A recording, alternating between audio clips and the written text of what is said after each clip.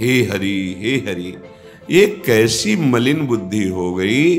हाय हाय, जिस शरीर में चाहे जितना अच्छा पदार्थ पाओ विष्ठा बन जाता है, चाहे जितना पवित्र जल पियो, पेय पदार्थ पियो, मूत्र बन जाता है।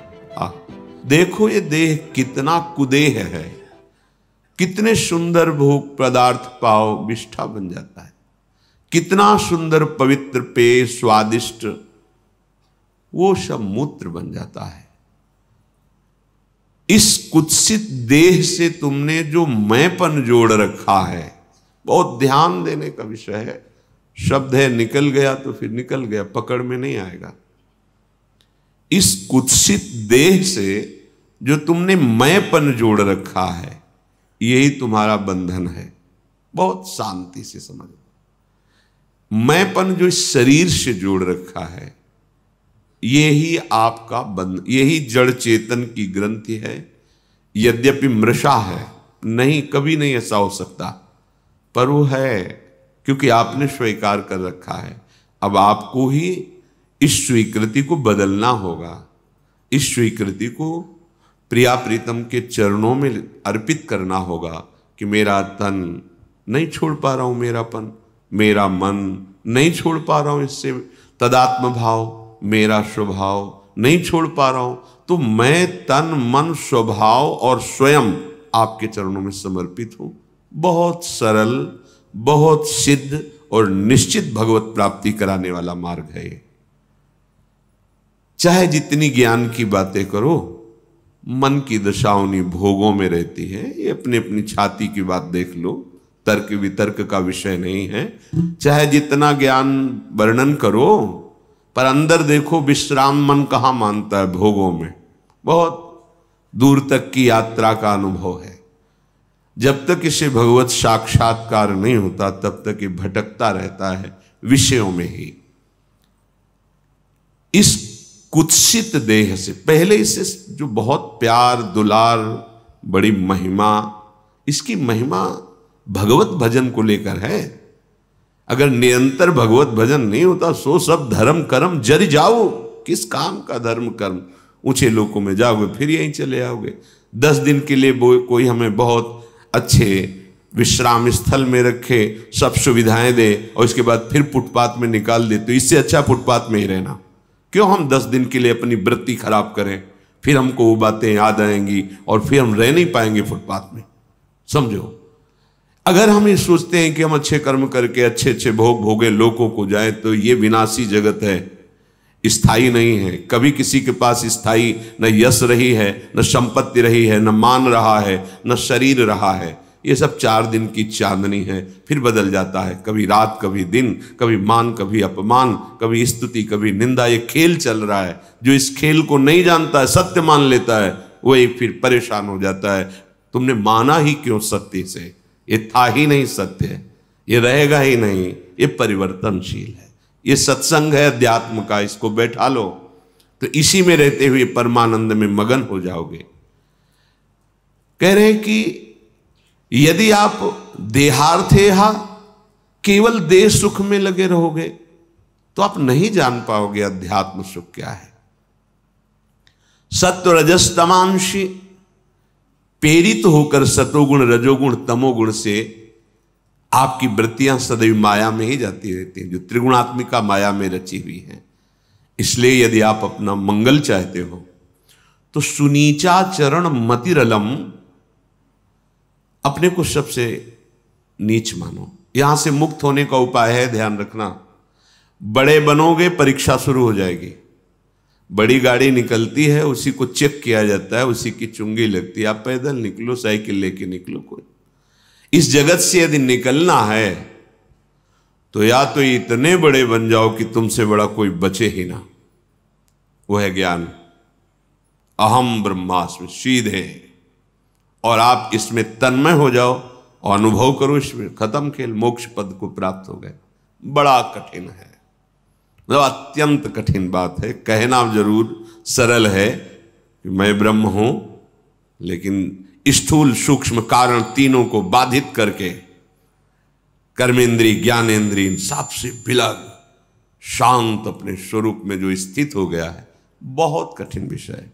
गुरु कृपा से अत्यंत कठिन साधनाओं के द्वारा जितेंद्रीय होकर, मनोनिग्रही होकर के एक ही तत्व चिंतन, वो कठिन है, बड़ा कठिन मार्ग है।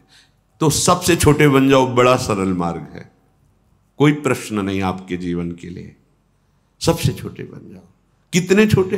बोले तृणते नीच अपन पो कहत, शुभ और अशुभ न जाने। अब तुम्हें जानने की जरूरत नहीं है क्या शुभ है क्या शुभ है। नीचे बन जाओगे तो आपके जीवन की बागडोर सबसे बड़े जो प्रभु हैं वो थाम लेंगे। अहंकारी को स्वयं भोगना होता है, स्वयं चलना होता है, इसीलिए छूट दे दी करो, लेकिन दैन्य की बागडोर भगवान पकड़ लेते हैं। यही दरबार दीन को आदर रीत से। अब देखते हैं तुम्हारा मन कैसे विषयों में जाता है, क्योंकि दैन्य हो गया, प्रभु मेरे बस की बात नहीं। आज तक कोई भी ऊंचाई पर चढ़ा है तो इसी दैन्य सीढ़ी पे चढ़ा है। आम की सीढ़ी में तो अगर थोड़ा बड़ा चढ़ता दिखाई देता है तो फिसल के और नीचे गिर जाता है। अपनी मति यदि सबसे नीची हो जाए तो बहुत बढ़िया हो जाए। सबसे नीचे कैसे होगी? सबसे बड़े को देखे हुए तो मति आ जाएगी दैन्यता में। सब में अपने स्वामी हैं, पक्का, इसमें कोई संशय नहीं। भले हमें अनुभव में नहीं आ रहा, लेकिन शास्त्र सम्मत, संत सम्मत और महापुरुषों के अनुभूति विषय सब भगवान है। अब हो गए अपने उनके दास हैं, जैसे गोस्वामी जी का अनुभव, सिय राम मैं सब जग जानी, करो प्रणाम जोर जो। अब कोई बचा ही नहीं, सब मेरे सियाराम गोस्वामी जी। ऐसे चिद चिद लक्षणम सर्वम राधा कृष्णमयम जगत, चेतन अचेतन सब श्यामा श्याम है, सर्वान वस्त्र। इसमें दैन्यता आती है, असली दैन्यता यही आती है। पशु पक्षी मनुष्य सब में वो मेरे प्रभु खेल रहे हैं, अब दैन्यता आ जाएगी। सामने यदि व्यक्ति का दर्शन करोगे तो गुण दोष दिखाई देंगे, और भाव से यदि प्रभु का दर्शन करोगे तो सम हो जाओगे, द्वंद्वातीत हो जाओगे। तो परम सुख प्राप्त करने के लिए हमें क्षमता चाहिए। हम ममता में फंस गए हैं, क्षमता से मुक्त हो जाएंगे। सब में प्रभु हैं। तो हम इस बुद्धि को तभी धारण कर सकते हैं जो हमारे अंदर नीच भाव, नीच भाव का मतलब गंदे भाव से नहीं है, दैन्य भाव से। मैं एकदम छोटे, दो ही प्रधान मार्ग हैं, एक भक्ति मार्ग और एक ज्ञान मार्ग। ज्ञान मार्ग में द्वैत का बाद है, दूसरा है ही नहीं। जो कुछ दूसरा दिखाई दे रहा है ये मेरे संकल्प हैं, और इन संकल्पों को रोक करके निसंकल्प स्थिति मेरा स्वरूप है। अंतःकरण धर्म में जो संकल्प हो रहे मेरा स्वरूप नहीं, रोक दिया। देखो, एक वृत्ति तो रोक नहीं पाते हो, पूरे अंतःकरण को संकल्प रहित कर देना बहुत बड़ी बात। छोटे बन जाओ, भगवान ऐसे गोद में ले लेंगे। बहुत सरल मार्ग और बहुत सिद्ध मार्ग, और जो ज्ञान से अनुभव होगा वो आपको सहज में अनुभव हो जाएगा। ऐसा नहीं कि भक्त को आत्मज्ञान नहीं होता, नहीं होता है। श्रीपाद कह रहे हैं, यदि आप परमार्थ में परम सुखी होना चाहते, माया मुक्त होना चाहते हैं, तो देहार्थ है। ये देह के जो भोग भोग रहे हो भोगो, पर इतना तो सोच सकते हो ना कि इनमें क्या सुख मिला, ये टिकाऊ नहीं है। नहीं रोक पा रहे हो तो विचार तो कर सकते हो ना, निर्णय तो कर सकते हो ना। अगर आपने निर्णय ठीक कर लिया तो आप रोक सकते हो। अगर आप निर्णय सुख बुद्धि रखोगे तो कभी नहीं रोक पाओगे। हम कह रहे नहीं रोक पा रहे हो ना, तो विचार पूर्वक अनुभव तो करो ना, कमजोरी तो महसूस करो ना, कि हमारे अंदर वो सामर्थ्य नहीं रह गई कि मैं रोक पाऊं। तो महाबलशाली प्रभु का आश्रय लियो, छूट जाएंगे, विश्वास कीजिए। दूसरी बात, अपने को सबसे दैन्य भाव में आओ। वास्तविक यदि प्रेम पाना चाहते हो, देहाभिमान मुक्त होना चाहते हो, तो देखो ज्ञान मार्ग में भी गुरुदेव की उपासना है। और कोई आराध्य देव स्वीकार करे न करे, क्योंकि अहम ब्रह्मास्मि का मार्ग है, तो गुरुदेव को शिव स्वरूप से देखा जाता है। स्वयं जो मेरा आत्म तत्व है वही बोध कराने के लिए गुरुदेव रूप से विराजमान है, और संपूर्ण तन्मयता उनके वाक्यों में। मंत्र मूलम गुरु वाक्यम, तो मोक्ष मूलम गुरु कृपा। आत्म प्रसाद प्रकट होता है और जीवन मुक्त हो जाता है। भक्त बहुत दैन्य होकर गुरुदेव के चरणों में समर्पित उनकी अक्षरशः आज्ञा का पालन करते हुए मैं का समर्पण कर देता है, तो जो गुरु वही उसका स्वरूप हो गया। बिल्कुल सरल मार्ग भक्ति है, सहज मार्ग भक्ति है, बस समझ ले। तीसरी बात, संस्तुतो वाच्य बुद्धि है। जब तुम ऐसा करोगे तो तुम्हारा यश प्रकट होने लगेगा। ये यहां का परमार्थ का स्वरूप है। जब जितना दैन्य होगे उतना ही आपका मान बढ़ेगा, उतना ही यश बढ़ेगा, उतना ही वैभव बढ़ेगा। तो कह रहे संस्तुतो वाच्य बुद्धि, ये वाहवाही केवल बात है, इसमें दम नहीं है। आज तुम्हारी वाहवाही कर रहे हैं, कर किसी और के करेंगे। इनकी वाह में तुम प्रसन्न मत हो जाना, इनकी जय जय में तुम प्रसन्न मत हो जाना। आज तुम्हारी जय हो रही है, कल किसी और रूप की जय होगी, तब बैठ के रोगे। बुद्धि क्या निर्णय करे? संस्तुतो वाच्य, ये केवल बात है, ये केवल बात है और कुछ नहीं है। हवा है, ठंडी हवा चल गई, कल गर्म चलेगी। हिम्मत रखो उसकी। अगर इसमें राजी हो गए तो चिल्ला के रोगे कल जब प्रतिकूल वायु चलेगी। ये माया है, सदैव अनुकूल नहीं रहती। इसको वाक्य मात्र जानकर बुद्धि हटा लो। बहुत सुंदर सिद्धांत का वर्णन करें। बार बार हम इसलिए करें कि यही हम फंसे। देह के भोगों को भ्रम है ये कि इनमें सुख है, आप नहीं छोड़ पा रहे हो, तो इस बात का तो देखो ना आप कि बार बार आप भोग रहे हो फिर भी आकर्षण है। और आप जब भोगते हो तो उसके बाद आपका ही मन एक खिन्न सा हो जाता है कि यार कुछ नहीं, जो हम अंदर चिंतन कर रहे थे, जो सोच रहे थे वो नहीं है, फिर भी उसी में खोजते हैं हम सुख। ये देहार्थ हो, ये देह को जो हम इन भोगों में लगाए नहीं हट पा रहे हैं, पर ठीक नहीं है। हमारी मांग ये नहीं है।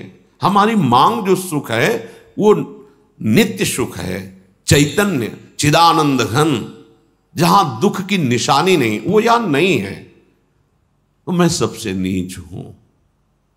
अपने मैं का आराध्य देव गुरुदेव के चरणों में समर्पण। अब आपका यश बढ़ेगा। सिद्धांत है, जब आप सही चलोगे तो आपका यश बढ़ने लगेगा, आपकी कीर्ति होगी या पूर्व पुण्य से कीर्ति होगी। अगर आपने उसका भोग किया, स्वीकार किया, तो मार्ग रुक जाएगा। तो स्तुतो वाच्य बुद्धि केवल ये वाक्य मात्र है, किसी की प्रशंसा को तुम सत्य मत मान लो। माया है।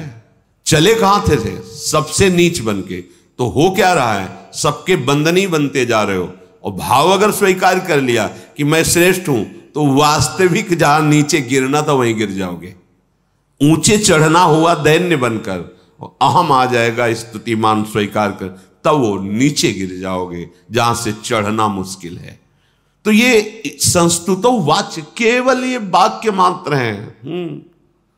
सरकार, भगवान, अवतार उसके भाव हैं, प्रणाम योग्य है उसके भाव। तुम अपने को क्यों, तुम अपने भाव में रहो। तृणादपि सुनीचेन, आपका भाव ये है। उनका भाव तो कितना श्रेष्ठ है कि हमें जो भाव उनके ऊपर करना है वो वही कर रहे हैं कि हम तो संसारी यार, ये तो महात्मा साक्षात भगवान है। धन्य उनका भाव। लेकिन आपका भाव, आपका भाव उनके प्रति यही होना चाहिए जो उनका भाव कि प्रभु आप इस रूप में। अब चाहे जो कुछ बोलो, फसाओ मत नाथ, आप ही हो स्वामी। बस अंदर भाव तो दैन्य भाव बना रहेगा। आगे कह रहे संपद्यापन मति क्वाप्य न मम धीहि। बहुत सुंदर बात।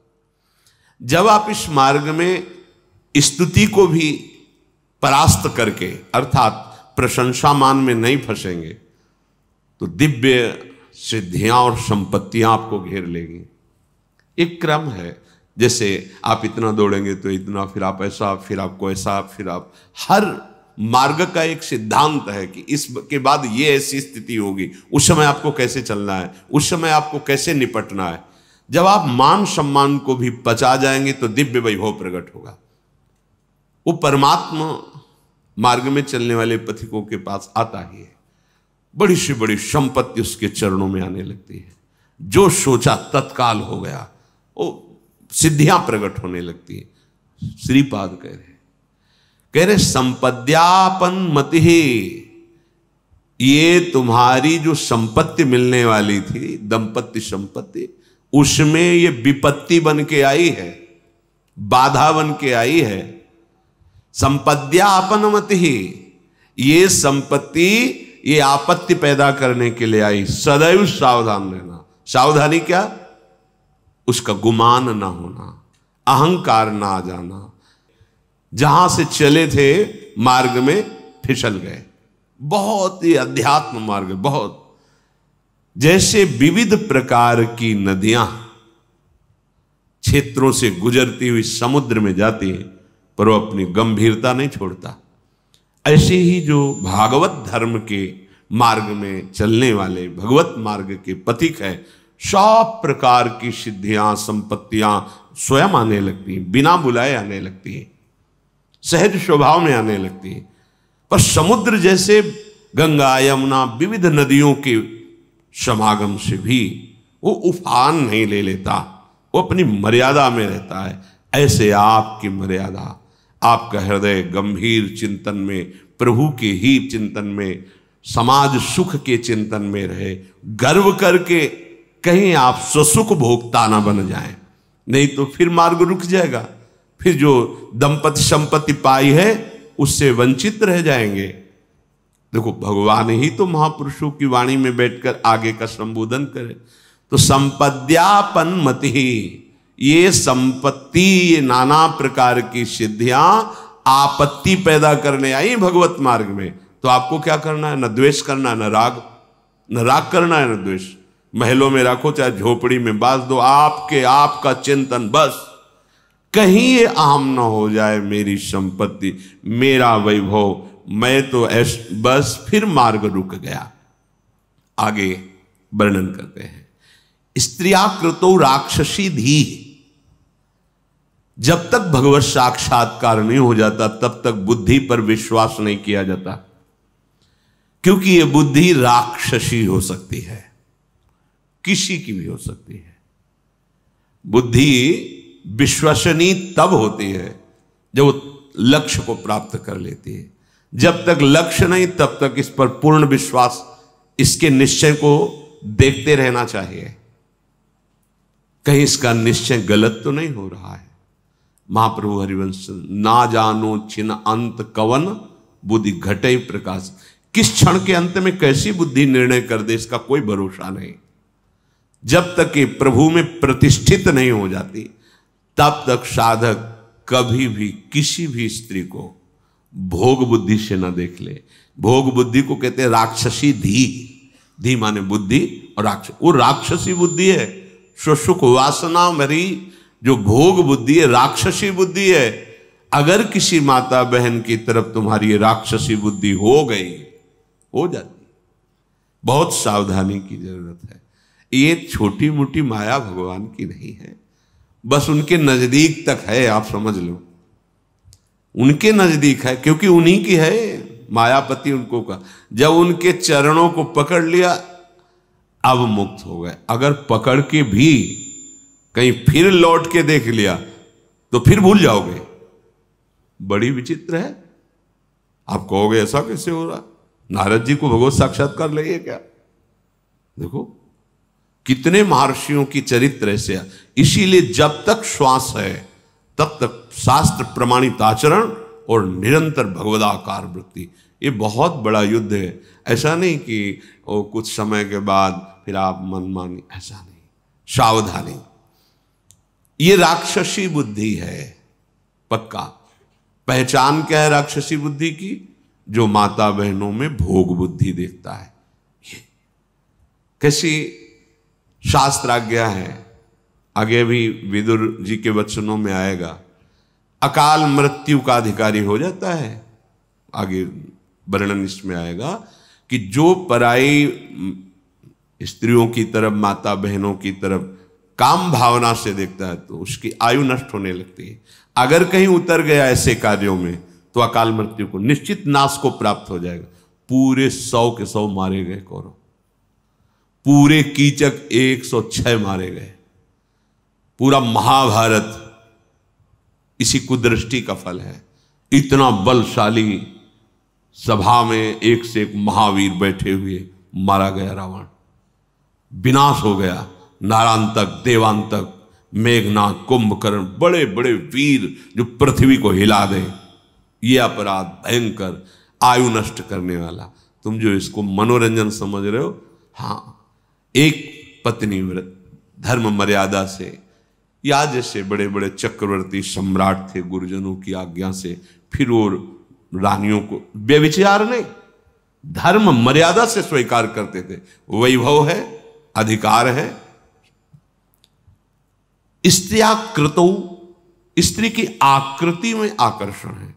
अगर आपकी बुद्धि उधर आकर्षित हुई तो ये राक्षसी बुद्धि तुम्हारा नाश कर देगी।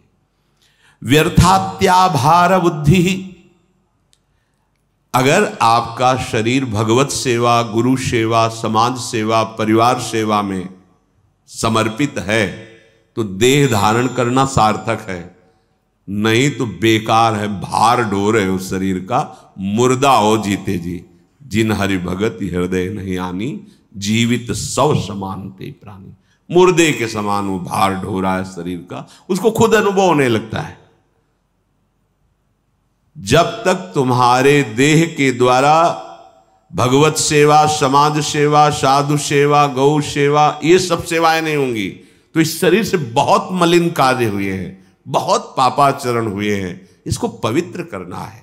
मन से अच्छा सोचना, मन से प्रभु का चिंतन करना, तन से समाज सेवा करना, ये आपको परम पवित्र कर देगा। अब ऊर्जा शक्ति है, अगर आप उसे सेवा में नहीं लगाओगे तो इतनी बड़ी साधना तो है नहीं कि आप 24 घंटे ध्यानस्थ बैठे हैं। फिर क्रियाएं होंगी, फिर असत क्रियाएं हो जाएंगी। इसलिए आदेश कर रहे हैं, शरीर को भार मात्र समझो। यदि आपसे गुरु सेवा, साधु सेवा और ये सब समाज सेवा ये नहीं हो रही, क्या तुम्हारे शरीर का महत्व रहा? पशु पक्षी भी तो भोग भोग रहे, वही निद्रा, आहार, भय, मैथुन, यही तुम्हारा जीवन है।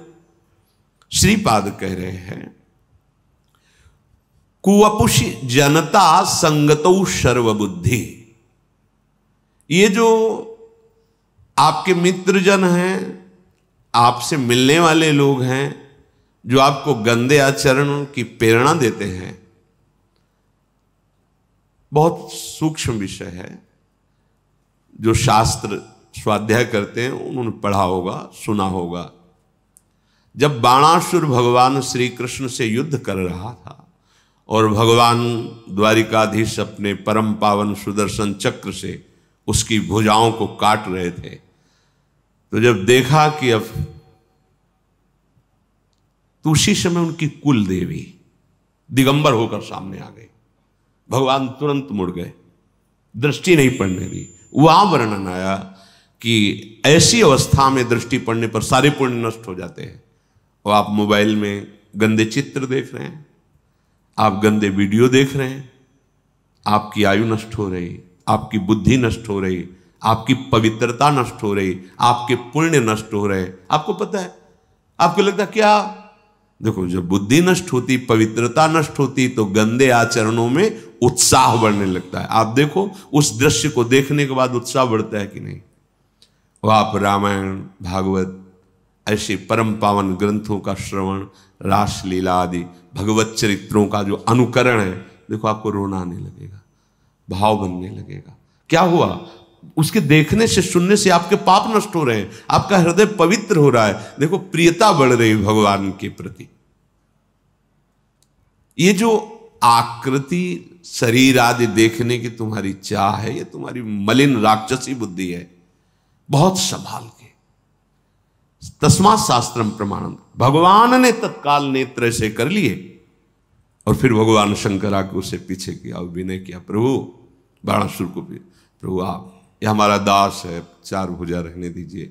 और भगवान ने कहा, हम आपकी ही इच्छा शक्ति का अनुकरण कर रहे थे, आप जैसा चाहते थे वैसा हमने किया। तो जो ऐसे लोग हैं कि आपको गंदी बातें दिखाते हैं, गंदे आचरणों की प्रेरणा करते हैं, वो आपके मित्र नहीं हैं, वो आपके शत्रु हैं। हमको उनसे द्वेष नहीं करना, पर यहां जो वर्णन कर रहे हैं कि जैसे आप बैठे हो, आपके समीप कोई सांप आके खड़ा हो जाए तो आप क्या करोगे? पहले भाग पड़ोगे, विचार बाद में करोगे। पहला कार्य होगा कि आप भागोगे, जैसे बनेगा। ऐसे ही जो लोग तुम्हें गंदे दृश्य दिखाते हैं, गंदी बातें करते हैं, गंदी चेष्टाओं की प्रेरणा देते हैं, ऐसे लोगों से पहला काम भागो वहां से, उनसे दूरी। फिर विचार करो कि आगे से हम इससे कैसे ना मिले। उस समय तो पहले भागो, विचार करने की जरूरत नहीं। जैसे फड़ काढ़े सर्प खड़ा हो तो आप क्या करोगे, इसमें कह रहे उसे मेल जोल थोड़ी करोगे, हाथ थोड़ी मिलाओगे, नहीं, पहले भागो। ऐसे भागो पहले। वो सर्पवत, जैसे सर्प काट ले तो विष चढ़ जाता, उससे भी भयानक पापाचरण कराने वाले लोग हैं। ये है तुम्हारे दुश्मन, जो तुम्हारी बुद्धि को, तुम्हारे स्वास्थ्य को, तुम्हारे जीवन को नष्ट कर देंगे। हमारी प्रार्थना मान लीजिए, महापुरुषों के वचन मान लीजिए। आप जितना संयम से रहेंगे उतना गंभीर, शांत, स्वस्थ और आप निर्णय करने लायक रहेंगे। क्या धर्म है, क्या अधर्म है, आप खुद सुखी रहेंगे और समाज को सुखी करेंगे। यदि आप गंदे आचरण वाले बनेंगे तो समाज में भी कलंकित, समाज को भी दुख देने वाले, और स्वयं आपसे जो संबंध रखते हैं, माता पिता भाई बंधु, उनको पीड़ा देने वाले, और स्वयं आप नरक आदि बड़े बड़े दुख भोगने वाले।